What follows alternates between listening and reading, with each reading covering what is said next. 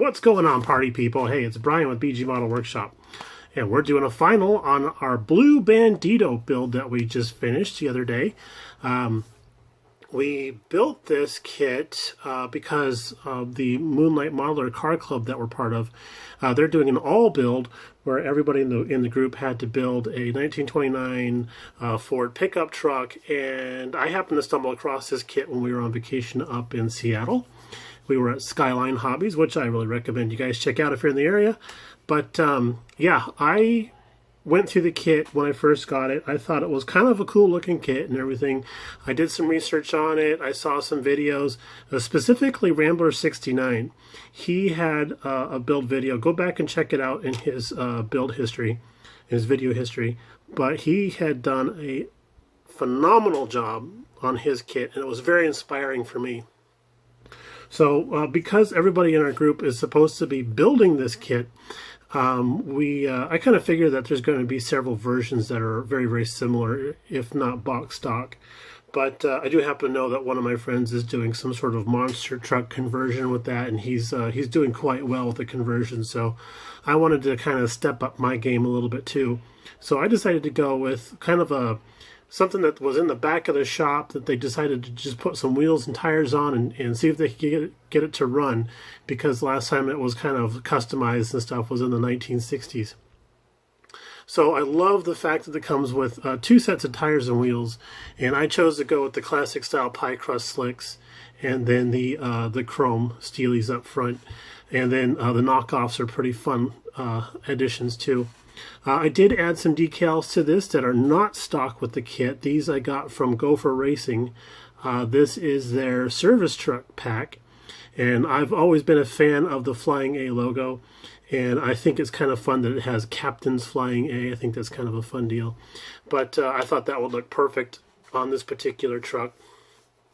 So the patina idea came to us because we were doing some sanding on the paint job and actually burned through the paint in a couple of places, and after a moment of inspiration decided to go ahead and just Uschi powder the areas where we'd burned through, and then kind of go back and hit it with some rusting powder too. And by rusting powder I mean this stuff here. This is actually from the Model Train world for rusting up tankers and stuff like that. But the Uschi powder did an excellent job of giving us a bare metal look, and then dusting it with the rust powder to kind of give it a little bit of a surface rust patina. And as we see down here, there's the hood, and the reason why we don't have the hood on the truck itself is because the hood doesn't quite fit that well. And I don't think that's the model kit itself. I think that's actually operator error. Let's go around to the front here and we'll take a look at the front grille, the radiator core support and everything. It's a little tweaked. We're kind of going off to the side here a little bit, but that doesn't allow for the hood to fit on there. And I think the problem was that I had put the radiator on there and then got distracted and went off and did something else and didn't pay attention to the fact that that was gluing in, drying in kind of at an angle. So I decided to just go ahead and leave it. I think it's kind of cool. It's got a tweaked nose, you know. It's been in the back of the shop for a decade and or more, so anything could have happened to it while it was back there. I did like the interior is pretty basic. It does have like a tuck and roll type of thing going on there, so I like customization kind of a deal. Plus, of course, it's got a big giant GM V8 engine in there, so that's it's another clue that this has been tinkered with a little bit. The top is removable. And we did do a nice aging job on that. We did the Tamiya weathering powders. Those are a huge help. I just painted the thing in flat black, let it dry, and came back with the dusting powders, and then just kind of did a little dust up. I did that with the tonneau cover as well, which is also removable. I did a future, brushed on some future on this guy to kind of give it more of a vinyl look, and then went over it with the dusty stuff. The interior is mega basic, so let's pan up and take a peek. I just hit the brake and clutch pedals with a little bit of Sharpie, and then painted up the shift lever and then dusted up the seats and floors to make it look like something that's been sitting for a little while. And in the back here in the bed, I just brushed over the actual paint that we used for the body color. I just brushed over that with some Tamiya jar paints. I think it was buff and dark yellow, I think, are the two colors I used. And I think they look kind of cool because it looks like somebody had just sprayed the whole back end of the truck and got some overspray on the wood. So there we go. In the back, I do need to do a little touch up here on the little sleeve that goes over the chains there. I think I need to do those in the black and then maybe dust those up a little bit too. But otherwise, this was a very fun kit to build. I enjoyed it immensely. Some of you guys might remember that I actually used a lot of the accoutrement that came with this kit, and it's going into the Surf Rescue blazer that I'm also working on right now for another build for my club. But yeah, I had a lot of fun doing this. I was thinking about going back and scratching up the decals on the doors here to make them look a little more weathered or worn, and then I kind of thought, no, we'll just dust over them and just leave them that way.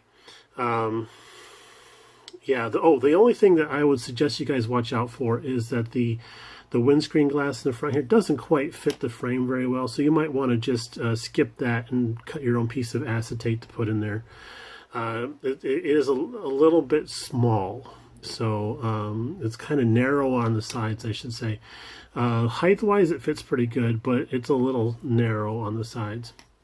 The kit does not come with the rods that are supposed to support the radiator, so just a couple pieces of styrene rod colored up and stuck in place there helps everybody look more authentic. The rod might seem a little on the thick side, but that's kind of what I had on hand, so that's what we went with. Let's take a look at the bottom. So I did the actual frame itself in German gray because I thought that was a good offset from the black. The exhaust system attaches kind of wonkily, where there's no actual hole up here in the front for this to go through. It just glues to the floor, and then it attaches to the rear axle. I mean, that's probably how they did stuff in 1929 or the 1960s when they were doing the hot rodding of this. But the engine fits in there perfectly, no problem at all. And everything attaches to the engine, so the engine is like the core value of the vehicle. And then I just left the wood planking painted blue on the bottom side there, just as if somebody had taken the bed off, sprayed it real quick, and stuck it back on the truck. So there we go. That's it. As far as time for the build, it was very, very quick. Just a couple days.